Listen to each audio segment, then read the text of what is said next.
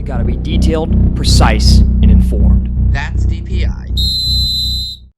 Welcome back, everybody, to That's DPI. I'm Zach, and that is Tyler over there, and we have some amazing NFL content for you. The NFL, just out of nowhere, dropped two massive stories that are right up our alley. The first one is the Pro Bowl is gone.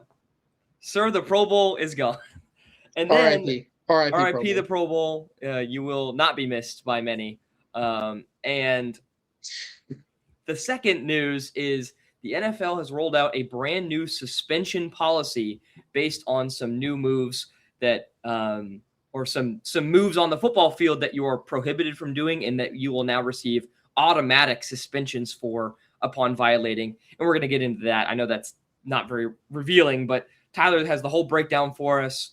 But we're going to, and then of course we have our preseason recaps of both the Detroit Lions and the Kansas City Chiefs' second preseason games. And then at the end, we're going to debate what is the easiest position in football if we have time, which I hope we do because that'll be fun. But jumping right in to the Pro Bowl, the NFL announced just a few hours before we recorded this that there will no longer be a physical Pro Bowl game, just a recognition of 88 players on the AFC and the NFC, and that's it.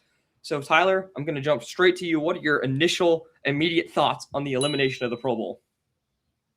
So you said in your intro that it will not be missed by many. It will be missed by me. Did I watch the Pro Bowl? No, I did not.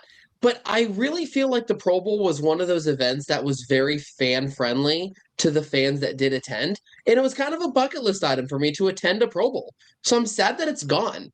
I feel like it's kind of like, I was debating on this analogy earlier, so I'm going to say it. It's kind of like the PGA Tour. Is it watched by many outside of the Masters? No, it's not. But people like to go and watch it. It's a lot better in person than it is on TV. Maybe that was a bad analogy, but I think I see a lot of stuff on social media of players interacting with the fans and the fans having a good time and lots of giveaways. And it seems like a very fan-friendly environment. It's like the Hall of Fame preseason game. That's the analogy I want to stick with. As someone who's been to the Hall of Fame preseason game, it's bad football. It's a preseason game at the end of the day, but it's so fun to attend. There's so much fan stuff going on. There's player autograph stuff. There's players interacting with fans. There's all of these other things happening too around Hall of Fame week. And it's a fun environment, and I'm sad that it's gone. Yeah, I don't think that the PGA Tour is a very good comparison, but you did amend your statement, and that's okay. Bad. It's a Hall of Fame game. Maybe we can edit that part out. I'm not going to, but the Hall of Fame game is a much better comparison. To me, it almost reminds me of like the Bad Boy Mowers Bowl. You know, a bowl that not very many people tune into unless your team's playing in it, but we would all be sad if the Bad Boy Mowers Bowl went away, or like the Duke's Mayo Bowl, some random bowl that has like a fun tie-in, you know, because at the end of the day, those two mean nothing in the grand scheme of things. Why the PGA Tour doesn't work is the PGA Tour means a lot. It'd be kind of like saying getting rid of the Kansas City NASCAR race, but even though I was thinking your typical golf tournament, not your major championships, but that's where my mind was. But, I mean, if you want to go with a golf tournament, you can get rid of that golf tournament that like Mahomes, Josh Allen, and Tom Brady would play in every once in a while, because that's a meaningful golf event where Pro Bowlers go and play, and it would be fun to attend, but overall doesn't mean anything. That might be a good analogy of it, though. But I think the reason why the Pro Bowl's going away is twofold. There's two reasons. Number one, nobody was watching it. You would yourself admitted that you didn't watch it. It was taking up valuable screen time ahead of the Super Bowl for nobody to watch it. Where in an era where sports media would rather prop up guys like Pat McAfee or other NFL talking heads, allowing the NFL to broadcast a meaningless flag football event that nobody's watching seems like a waste of airwaves for the NFL. And that's clearly the direction they were going. The last tackle football game received 6.7 million viewers, and this most recent Pro Bowl was down to 1.9 million viewers. I mean, that's almost 500% decrease in viewing. So I understand why the NFL is going in that direction. But number two, the second reason is because of the alternate situation. Players were declining to go to the Pro Bowl, devaluing it, by their decision to not go. And so the Pro Bowl was becoming less and less valuable ever since they took away the tackle element of it. And last year we had guys like Shedeur Sanders getting Pro Bowl honors, which should never, ever happen. And I actually am commending the NFL for getting rid of such a broken thing so quickly, because this had a real opportunity to become a complete disaster. I mean, Tyler Snoop Huntley was a Pro Bowler, the backup to Lamar Jackson a few years ago, and now Shedeur Sanders. The NFL jumped right on it and said, we're not going to be giving away honors to anybody else. Yeah, and I get it. I understand why, especially with viewerships. The money is in the viewerships. But every other sports league has some type of all-star game. MLB baseball works because there's no risk of injury and it's midseason. NBA all-star game is kind of getting bad. I understand that it's been really bad football for a long time. But I don't know. I think there should be some type of thing. Again, I really think about it from the fan aspect of those attending. I feel like it would have been a fun thing to attend. And that I won't get a chance to do it anymore. That to me is the worst part about it, is that the fans no longer get to experience. They moved it from Hawaii to Florida to make it more fan accessible. Didn't really work all that well. But it does suck that we'll never get a That's DPI on location episode at the Pro Bowl. However, I don't think that this is the end of the celebration of Pro Bowlers. I think it's just a hiatus. Hear me out on this. Roger Goodell has been unbelievably vocal about making the NFL international. We got to go international. Eventually we'll have international teams. We're playing more international games per year than ever before in the NFL. I think the Pro Bowl is going to be a rotating international city event where Pro Bowlers visit, sign autographs, and maybe do a few skills challenges every year. So it'll be in Munich, it'll be in Japan, it'll be in England. This is 5 years down the line. They're just ending the U.S. version of it right now so that they can plan for their international tour. That's my prediction where the Pro Bowl is going. It'll be another opportunity for the NFL to spread their brand internationally. My only concern with that, I do like that. Yeah. My only concern is what's stopping someone from still being like, I'm not going on the international tour. I just lost a crushing defeat in the AFC Championship game. The last thing I now want to do is be in France, right? I'm staying home. Nothing. But guys like Amon-Ra St. Brown, who are of German heritage, will happily attend once the Lions lose the NFC Championship game, and if it's in Munich or something like that. And at the end of the day, these players will be encouraged by their agents to increase their international footprint as well. If the NFL's doing it, the players are going to be encouraged to do it too, because if you have, people in England buying Jacksonville Jaguars jerseys, I'm sure that a Pro Bowler can go overseas and really make an impact on some international kids and, make them fans of them for life. And I think that the NFL will encourage these players to do that. It'll be a lot cooler than Orlando. And I do think that players still attended the Pro Bowl in good volumes when it was in Hawaii, when it was an actual destination that people want to visit. It's a running joke, but people say, hey, you're off to Cancun when you lose in the playoffs. Cancun's a lot cooler than Orlando. Nobody wants to go to Florida.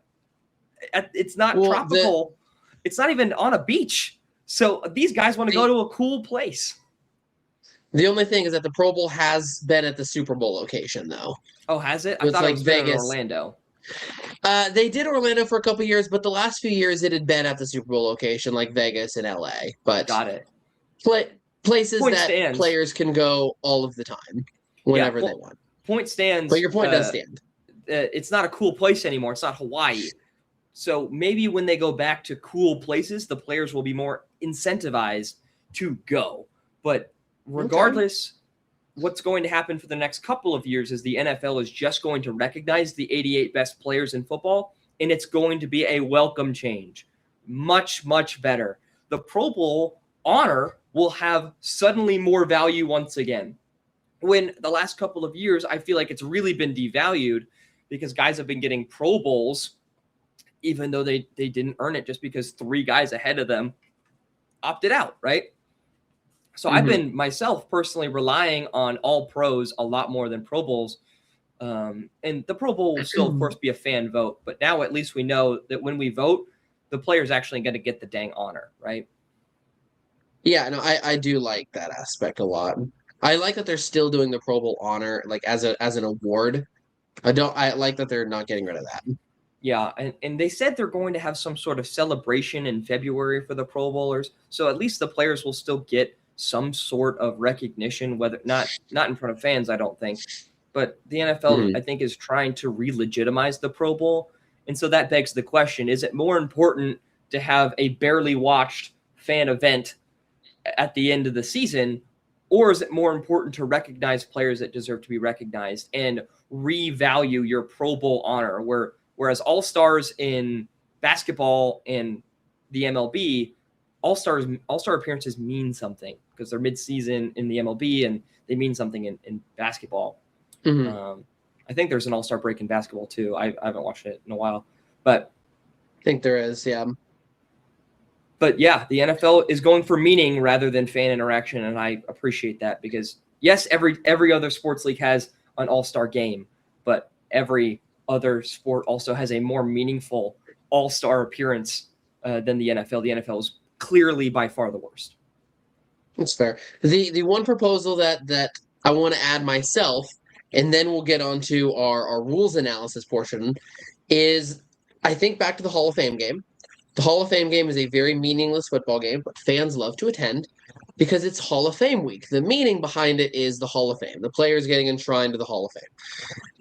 My proposal is the Pro Bowl comes back in, like you said, 5 or 6 years at the NFL Honors. And the award that fans are watching is the NFL Honors, but there's a little bit of a skills challenge early on in the day to get the afternoon started to have the NFL Honors in the evening. So the guys are coming out and doing, like a quarterback challenge or like a running back challenge, and then attending the NFL Honors dinner rather than, and just kind of looping them both in. I don't hate that either, because the players are already going to be there, right? So that's the best part. You're not going to get opt-outs because the guys are there. Maybe they'll opt out of the drill, but the guys are already. But even then, if you make it something where they're not risking injury by playing a full flag football game or a dodgeball game, just some fun drills, sign autographs with the fans, give something there. Maybe have a little bonus and financial bonus incentive to participate in them. I don't know, something that we can play around with if there is any light of the Pro Bowl coming back down the road. Sure, I don't hate that, and I am making the prediction that the Pro Bowl is not gone for good. There will be some, maybe it won't be called the Pro Bowl, but there will be some sort of international recognition or recognition of players, an event down the road. The NFL just wants a break and they need time to strategize, which I think is fine. But moving on to our second topic, more NFL news dropped, and it has everything to do with what That's DPI is all about. It's about the NFL rules and ref enforcement. Tyler, I know that you have that list on hand. Are you able to read kind of what infractions are going to start resulting in suspensions and how many times you have to commit those infractions to get suspended? Yes. So this is a joint statement from the NFL and the NFLPA, and I think that does mean a lot, and I'll explain that. But if any player commits the following 3 times doing any of the following, they're automatically suspended for 1 game. There are 5 things on this list. There is a hip drop tackle, a horse collar tackle, launching, a hit on a defenseless player, and a blindside block. And per the joint statement, quote, players who commit 3 offenses in any of these categories during a season will be suspended for 1 game. Players who commit only 1 violation will receive 50% of their fine back at the end of the season. Yeah. So if you do a horse collar tackle, you'll get fined. And if you don't do that 2 more times, you'll get 50% of your fine back. Got it. Okay. I think that part is why the NFLPA is so happy about it, is because of the fine reimbursement. That was never a thing. If you're not aware, the NFL it still does, or last season at least, would review games afterwards and issue fines on Tuesday or Wednesday after the games, and there'd just be this huge transaction log and the plays on which the players would be fined for. So if you committed a roughing the passer penalty and you were penalized for it in game, then you'd probably show up in the transaction log as receiving a fine, and that fine would be proportional to your the amount of times you had done it that year. So they're kind of redoing that structure a little bit, and then kind of specifying these 5 infractions as suspendable offenses. And the thing that I do like about it is that if you do it 3 times, you're suspended 1 game. I think that makes sense because I think it's very easy to accidentally do one of those things. If you're trying to make a game-saving touch or a touchdown-saving tackle, and it accidentally ends up being a horse collar, that happens over the course of a season sometimes. Sure. 3 of them, it's that 3 strikes you're outlaw. And I think that the NFLPA being on board with that is huge because that means this is something that the players want to be protected from. Players want to be protected from horse collar tackles. Players want to be protected from a hit against a defenseless receiver. And so the fact that they're like, yep, 3 times and you get suspended, even defensive players signing off on this, I think says a lot about the players' will to be protected by these 5 infractions. Sure. And I do think it is interesting that 4 of the 5 of these are related to the defense, right? Hip drop tackle, horse collar tackle, launching, and hit on a defenseless player. There is an offensive infraction in there, and that's a blindside block. But there's a lot of protections for the offense and fines for the defense. So I'd be curious to hear NFL defenders' opinions on this. But I also think that it's important to note what isn't included. Roughing the passer, face mask. These infractions aren't included because I think that they're a lot more common than these other infractions. And if the NFL started suspending defenders for that, we'd run out of defenders by week 14. So, well, and I also think that the nature of the crimes are something to look at too. A blindside block, every single blindside block is a dangerous play. It has the ability to get hurt. A horse collar tackle, you have the ability to come down wrong and get injured. Hit against a defenseless receiver, concussion, etc. Not all of those other penalties are always safety concerns. That's a roughing the passer. You graze the face mask 3 times in a game, and or 3 times in a season, you're suspended. I think a lot of the defensive players are like, that's too far because we've seen some of these penalties be absolutely insane. Correct call, but off a bad rule. And so I think until that rule gets fixed as to what roughing the passer is, I don't think the NFLPA is going to get on board with that one. Yeah, and another aspect that I don't know if you read out yet, but violations in any of these 5 categories will carry over into next season and the season after that. Any subsequent seasons. So if I committed a horse collar tackle in 2026 this coming year and I commit nothing else, I'll go into 2027 with 1 violation already. Oh, I did not see that part. That is according to the NFL. It might be in your write-up too, but I'll still receive 50% of my fine back because I only committed 1. But the NFL is made sure to say that everybody in 2026 is starting with a clean slate. There's nobody carrying over anything. But this new rule, you will start to carry violations over season by season.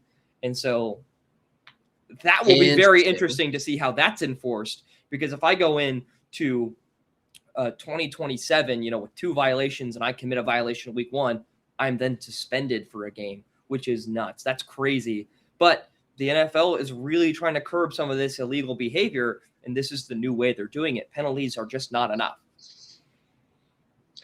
Yeah, and with players making so much more money every year after year also, fines just aren't enough too. Correct. Exactly. With the NFL rising in value, the salary cap is rising, and Alec Pierce is getting paid $100 million over 4 years. So it's safe to say that NFL players are getting paid a lot more than they were even 5 years ago. That's a good point. Yeah, I'm reading through this now. I'm not just texting. A single, yeah. There's a couple more nuanced stuff in there about the fines, but that's essentially it.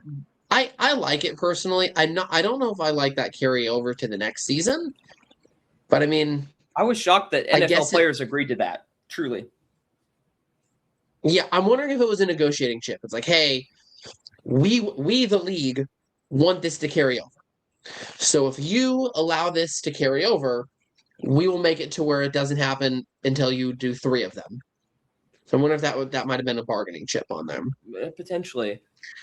I know that you and we'll I never covered, know what happened in the room where it happened. right? We'll Well, never I know know that what got discussed. you Hamilton reference. I love it. I know that you and I talked about right around when it happened, the hip drop tackle becoming a penalty in the NFL. I don't know how many hip drop tackles you've seen personally called, but this may be the only rule in the NFL rulebook that hasn't come back to bite the Lions yet, because I haven't seen it happen either. There have only been 3 hip drop tackles, according to NFL.com, called in the 2 years that it's been a penalty. And so, Yeah, I'm seeing that now too. It was 1 in 2024 and then 2 last year.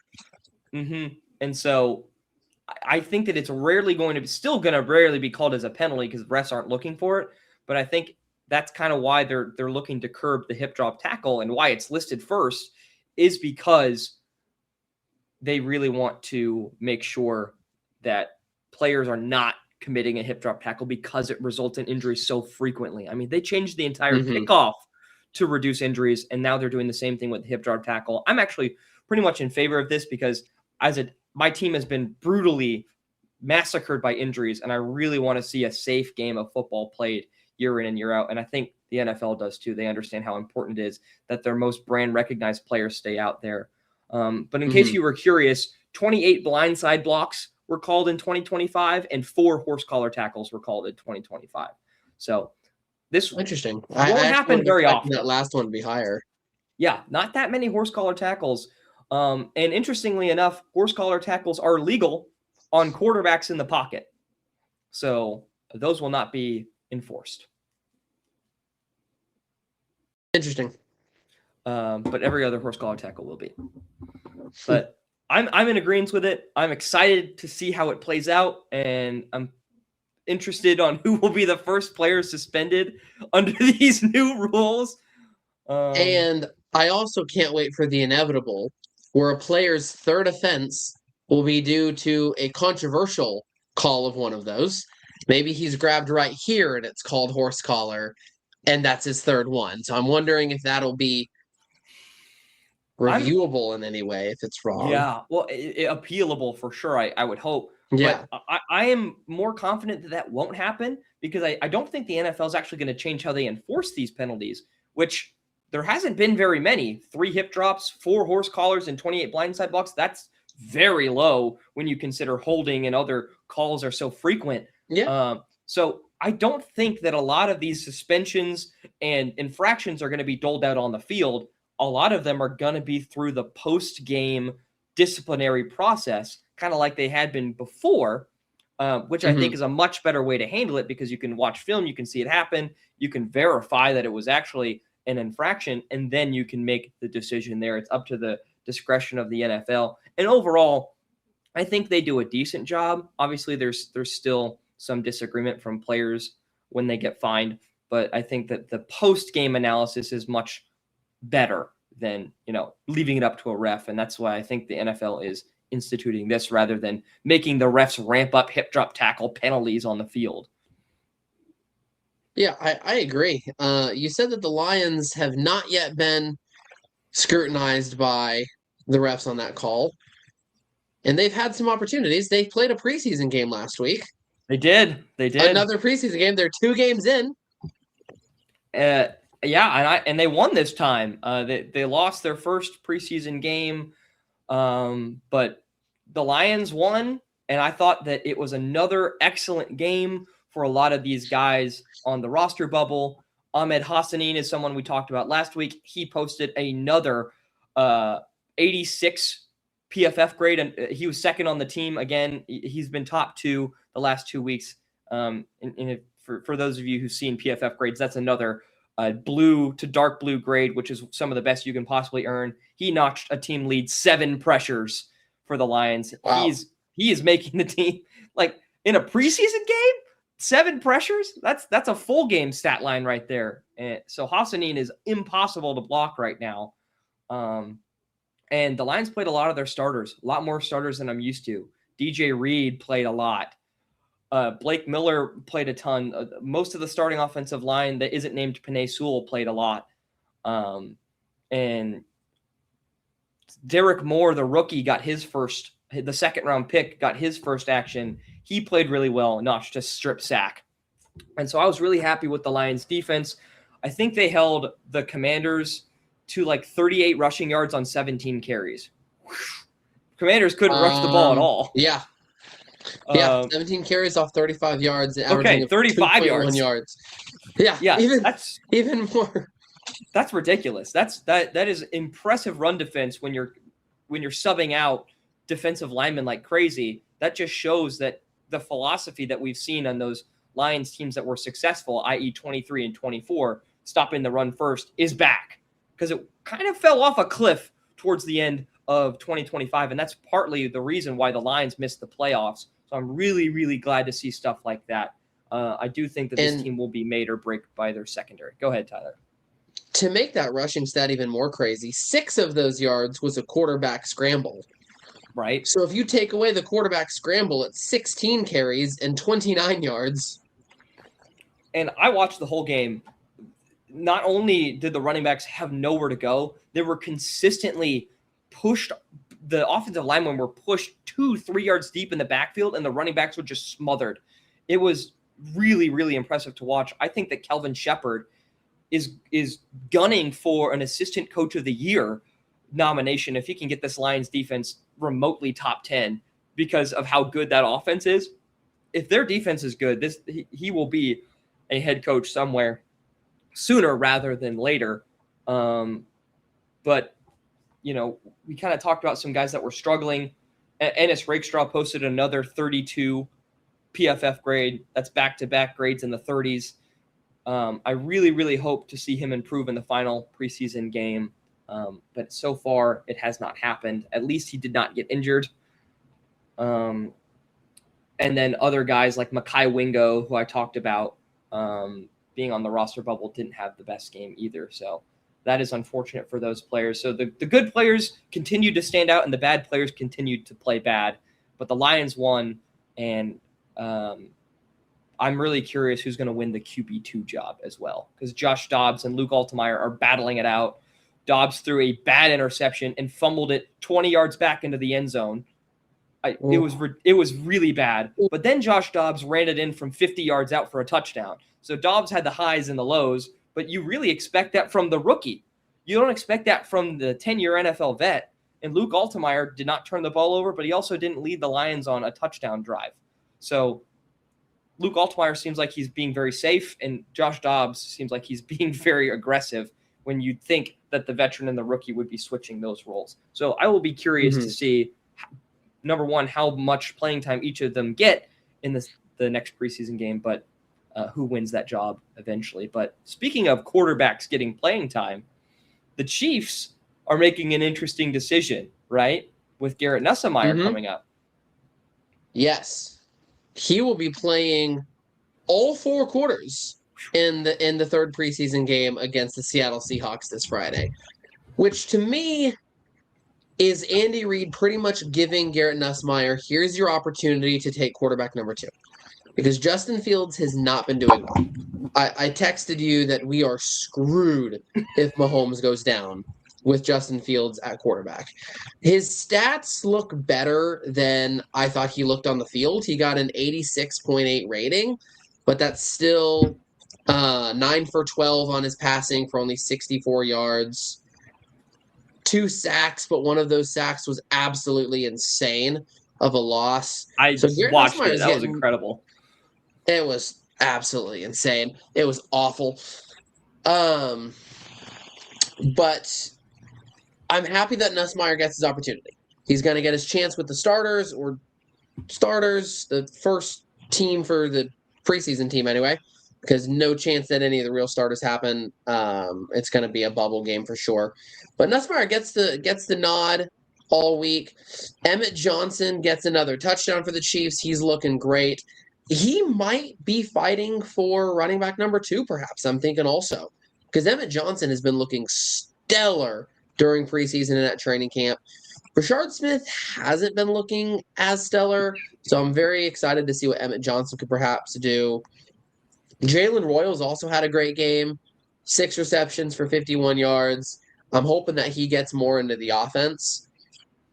Cyrus Allen, 3 catches for 7 yards. He's been the preseason. He's been the training camp stud. I don't expect him to maybe get a ton of stuff. I think he's a roster lock. So we will see kind of what Garrett Nussmeier to Jalen Royals will look like this upcoming week. Yeah, I'm pretty pumped to watch that. Worth noting that according to Pro Football Focus, Justin Fields and Garrett Nussmeier in this last game earned the exact same grade of 53.1. Exactly the same. Oh. So it really does seem like the Chiefs are saying, we know what we have in Fields. Nussmeier, go prove that you can be the QB2 for Mahomes for 4 weeks or for 4 quarters. Because it really is neck and neck. I don't think that either of them have really pulled away. Nussmeier has looked impressive at times and also has looked lost at times, as any rookie would. So I think this is really giving them the chance to get a full game's reps and get into a rhythm and hopefully prove that he has what it takes. But I agree with you on Emmett Johnson. I really like what I've seen from him. I'm actually a proud Emmett Johnson fantasy owner in my 12-man league because I think he will be the RB2 behind Kenneth Walker, who's my RB1. So if he goes down, Emmett Johnson should certainly take over the backfield. Does your stats show how many times Garrett Nussmeier was pressured? Because I see 0 sacks, 9 for 17, but 0 sacks. So I'm wondering how many times he was pressured at least. It does show that. So Garrett Nussmeier was pressured 5 times, and Justin Fields was pressured 8 times. 8 times. And took 2 sacks. Nussmeier took 0 sacks off of those 5 pressures. Okay. So that is something, at least off 17 attempts, taking 0 sacks I think is very impressive. I think that might be his SEC quarterback in him, knowing what SEC defenses can do. You cannot take a sack. Those are crucial in those types of games. So that training coming out, perhaps, I hope he does well. I really hope he earns the number 2 job, personally. Yeah, I am so worried about Fields. Yeah, I think that you kind of summed up Fields' career. You said, the stats look better than the play on the field. Yeah, that's kind of been the story of Fields' career, even though he's had some pretty notable statistical duds.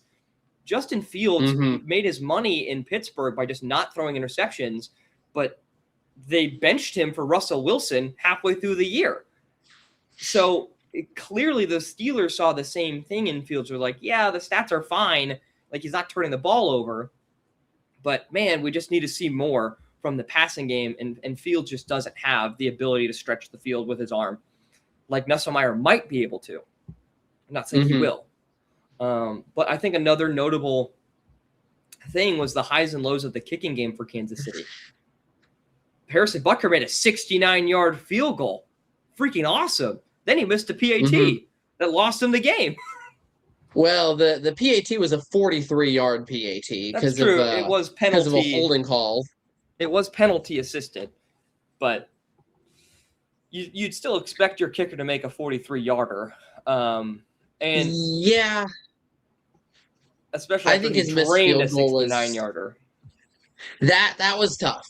So the one defense that I would give over Harrison Butker, and you can take this however you want, is that field goal, he had the announcer jinx. Right? The announcer quite literally said, after making a 69-yarder, this is just chip shot for Harrison Butker. Wide right.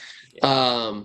But I also think that's the epitome of Harrison Butker. Harrison Butker is in midseason form. He's going to nail a 60-plus yard field goal and then miss a 40-yard field goal.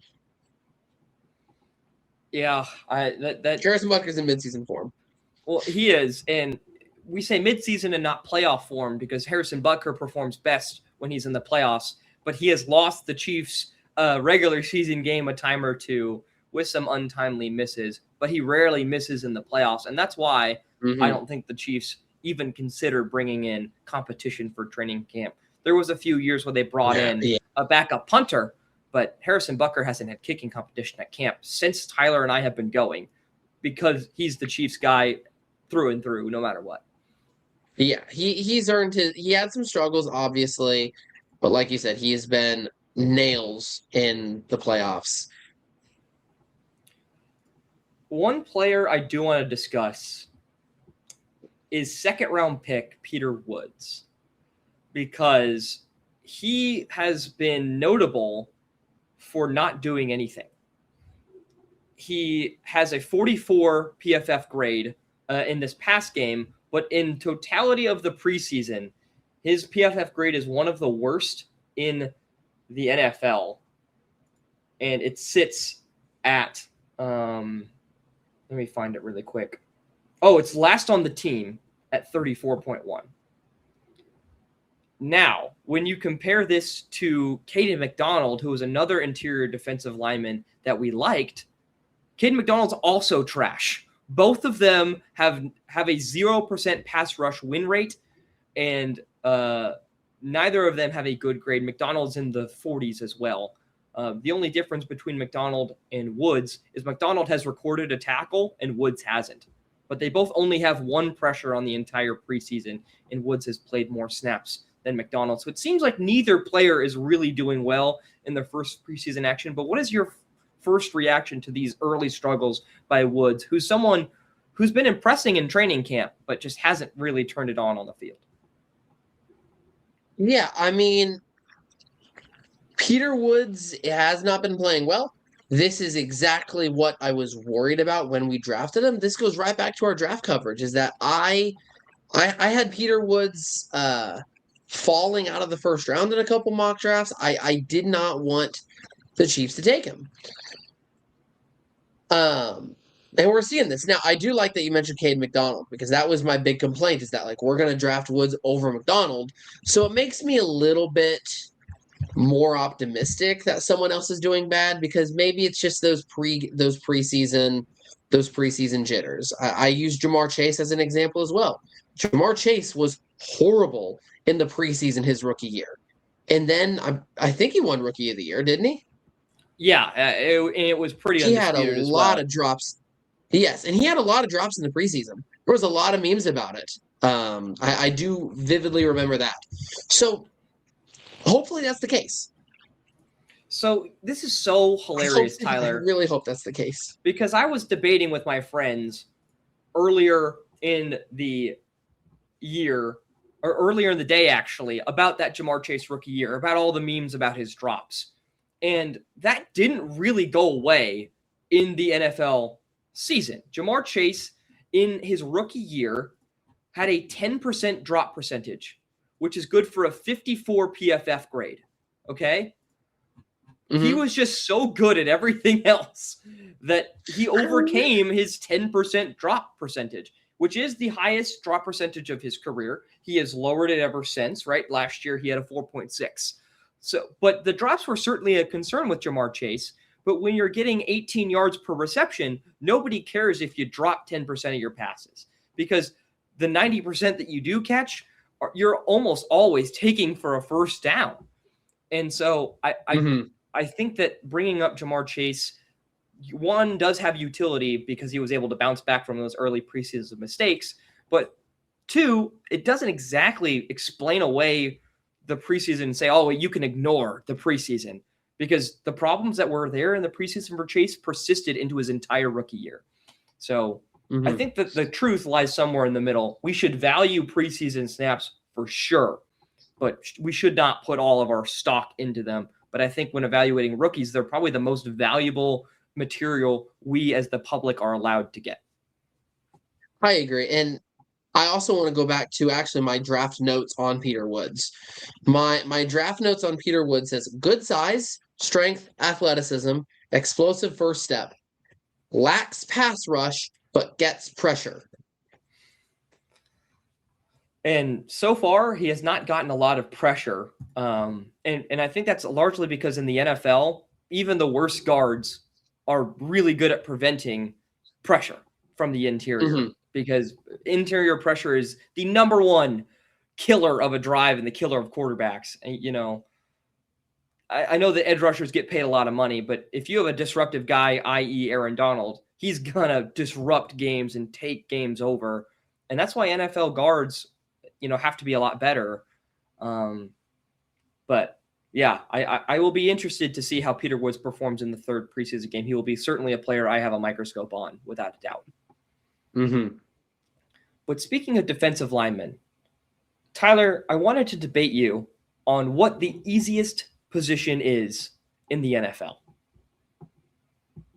And I actually think that it is now hear me out. It is specifically an I don't archetype. like where you're going. When you said speaking of defensive linemen, I was like, it's specifically an archetype of defensive tackle. And if you'll let me clarify this, I think it is a run-stopping defensive tackle.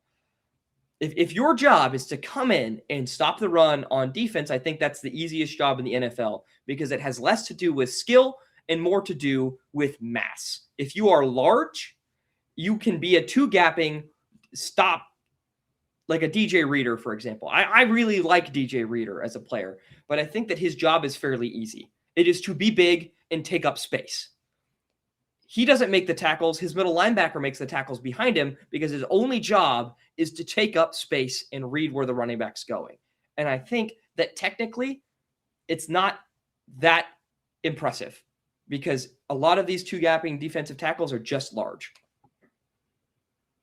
It's kind of like being a center in the NBA. If you are 7'5", you're going to get rebounds. Not saying that center is not a technically impressive, and not saying that you can't be technically impressive at center, but a lot of the center's job is to just be big and get rebounds. It's certainly a lot less skill than a point guard. Okay, so we're going easiest position. Okay, we had talked about easiest position.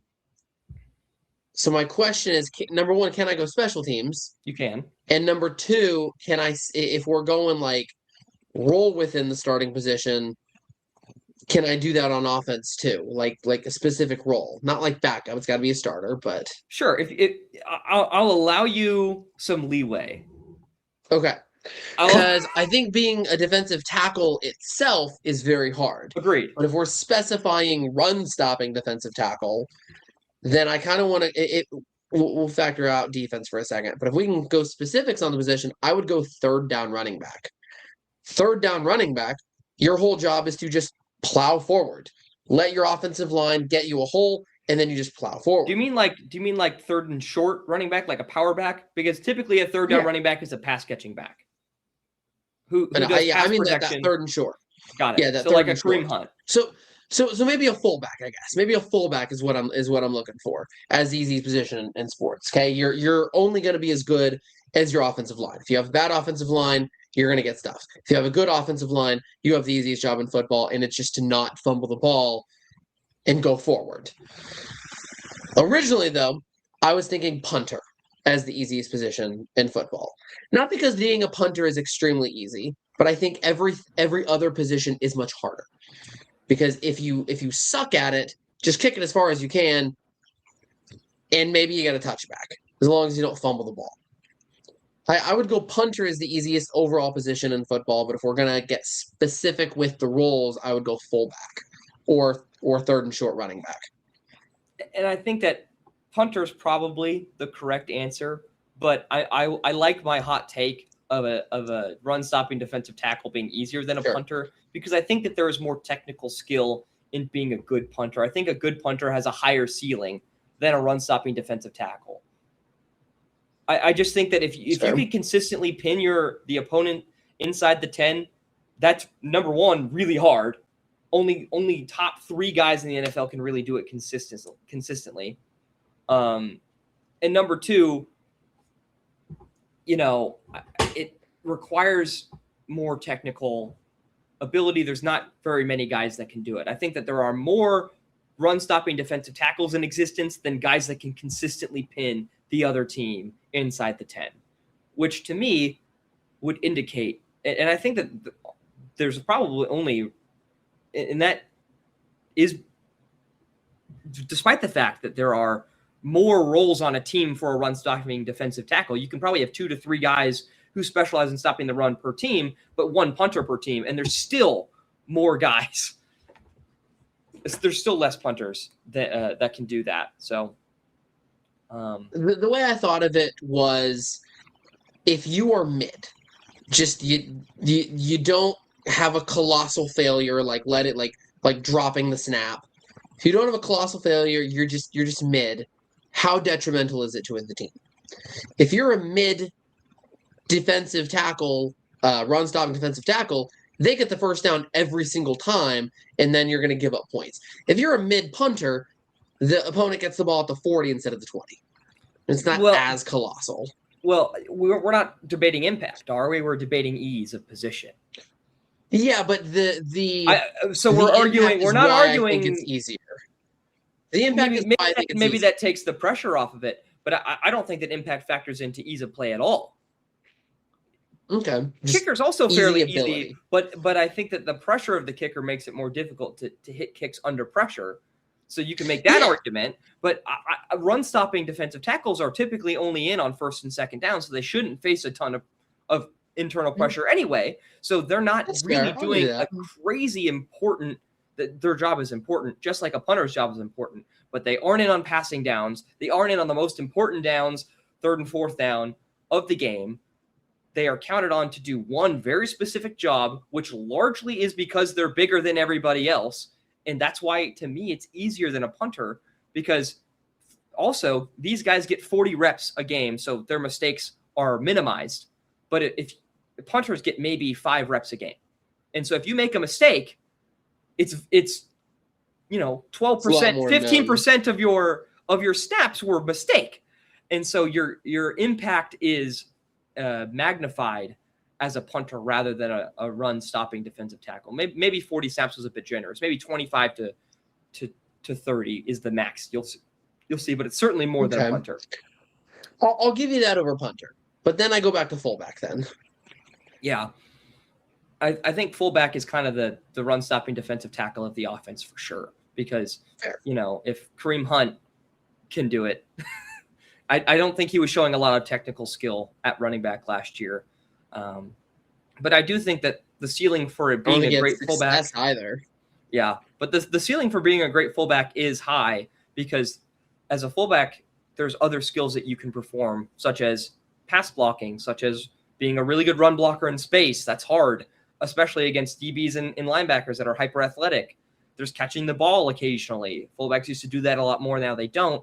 But the best of the best, like Pat Ricard and Kyle Juszczyk, do. And so I think Kyle Juszczyk's job is very hard. It takes a lot of skill.